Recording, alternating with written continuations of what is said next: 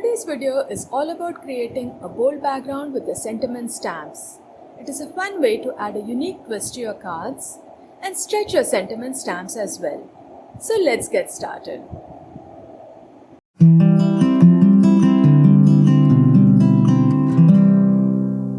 This video is a part of the Altenew Educators Let's Get Sentimental video hop. There are wonderful prizes to be won and lots of inspiration. All the details are in the description below, including the detailed hop list. Hi there, Nandini here from Paint Paper Scissors. The Altenew supplies I'm using today are the Oldie But Goodie Painted Greeting Stamp Set, the beautiful artsy watercolor extravaganza stamp set, the coordinating dies, the One Go Birthday stamp set with the coordinating die set, and finally the permanent black crisp ink that gives a beautiful crisp impression and smooth coverage. Let's start by creating the background. I have a A2 size top folding white card base and I'm using the Painted Greetings, one of the older sets by Altenew, to do the stamping. I love this set as it uses a beautiful font that looks hand painted. Since I want to create a birthday card, I will use the happy birthday sentiment from the set. But you can use any sentiment you want. I'm using an acrylic block for the stamping as it is faster and I'm not looking for perfection. You can use a stamp positioner if you want a more uniform look. I will simply place the stamps on the card base and mount them on my block. I have placed them at an angle because I want the words to run diagonally across the base. You can change the orientation to suit your card design. Another idea is to combine different sentiments to create a subway style background. I'm using the permanent black crisp ink for my stamping as I love the intense dark color of this ink. I will stamp my first sentiment at the center of the card base and build the background around it. The black stamping on the white background will create a bold background. You can always use grey or lighter colors for a more subtle background.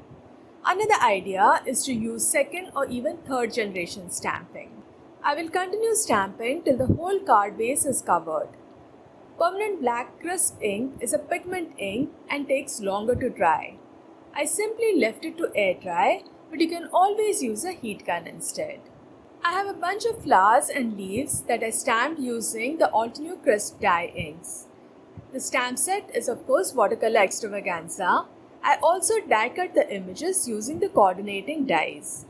I also have a piece of black cardstock measuring around 2.5 by 4.5 inches. I will just glue this to the base of the card base. I like using liquid glue for most of my work as it takes a few minutes to dry, which gives me some wiggle room. Once the glue dried, I trimmed off the excess with a scissor. Now comes the fun part of arranging the flowers. I like to start by placing the flowers on the card base first. Once the flowers are glued down, we can tuck the leaves around them to create a pleasing arrangement.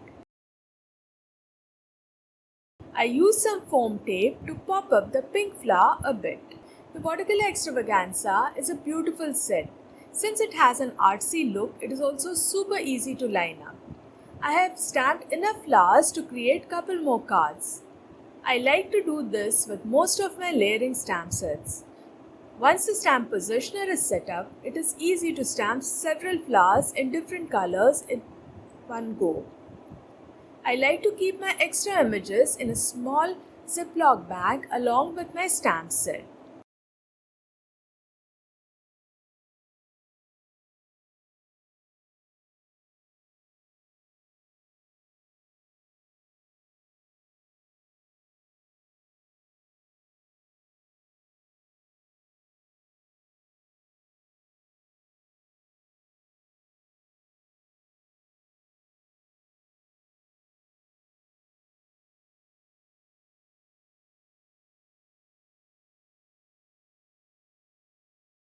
The sentiment is from the One Go Birthday Stamp and Die set. This set is great as it has a single large stamp that has several sentiments. The coordinating die cuts all of them out in one go. I have two sets of sentiments now, one white with black stamping and the other is black with white embossed stamping. For this card, I selected the sentiment and popped it up with thin strips of foam tape. And with that, our card is ready. I hope you like this card and will give this technique a try. Don't forget to leave a comment on this video and all the other videos in this hop to get a chance to win one of the prizes in the giveaway. Take care and bye.